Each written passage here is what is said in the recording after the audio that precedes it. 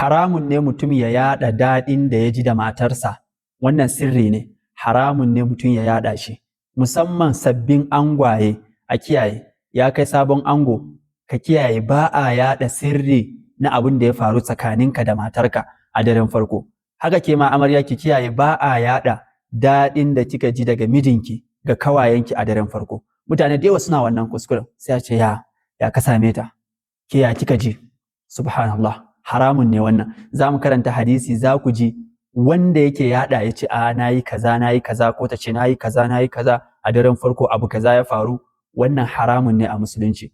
Ga nan hadisi ingantacce daga sahabin manzon Allah kara masa yadda ya ce, manzon Allah ya ce, inna min ashrarin nas, yana daga cikin mafi sharrin mutane, inda Allahi, a wajen Allah, manzilatan yawmal qiyama, wanda zai samu matsayi masauki mafi sharri daga cikin mutane a ranar alkiyama, ar-rajulu yufaddi ila imra'atihi wa tufaddi ilayhi summa yanshiru sirra.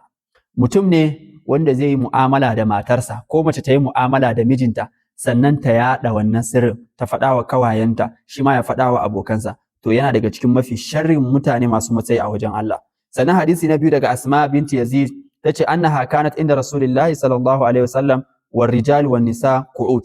Ta kasance tana gurin manzon Allah, a wajen akwai maza da mata suna zanne. Fakala sai annabi yake cewa, la'alla rajulan yaqulu ma yaf'alu bi ahli. Ana iya samun mutum yazo yana labarta abin da yana aikatawa da matarsa.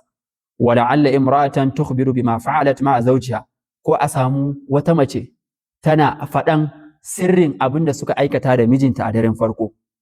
Annabi dai musu wannan tambaya yace fa arummal qaum fa qultu wallahi ya rasulullah innahunna la yaf'alna wa innahum la yaf'alun.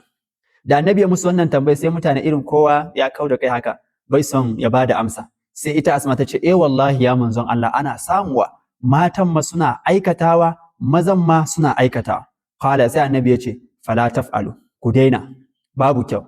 Annabi ya hana, haramun ne. Yace fa inna dhalika mithla ash-shaytan laqiya shaytanatan fi tariq.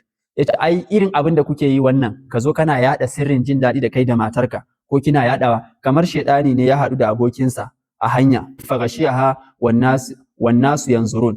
Kamar shaytan ne ya haɗu da abokinsa shaytaniya a hanya, sai ya kwabe ta, ya cire mata kaya, mutane suna gani, kai zina da ita a kasuwa.